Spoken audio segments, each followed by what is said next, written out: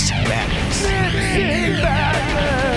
Have you ever wanted a new plugin and thought, will this make me more money? Of course you haven't! the best tools are the ones you're most comfortable with?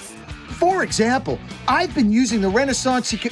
Oop, wrong EQ. Are your ears really good enough to tell the difference between your DAW stock plugins and those premium ones? While there is some merit to the fact that not all plugins are coded with the same care, it is how you use your tools that will make the difference. Some DAWs don't have these plugins. So you're gonna have to break down and buy some of these bad boys. These include multi-band compressors for compression on adjustable frequency bands, mid-side EQ that allows linear phase, useful for shaping the mid and side information of a stereo signal, auto and manual pitch correction tools to keep your singer in key while recording and to go back and adjust their pitch performance, audio repair plugins. RX includes modules for background noise removal, deplosive, and de-essing, special vocal effects plugins like a harmonizer, format changers, and vocoders. These creative vocal effects allow you to get a fuller vocal. An envelope shaper, useful for automatic sidechain volume and creative stutter effects. Granular effects are useful for otherworldly tones by breaking audio into tiny samples called grains.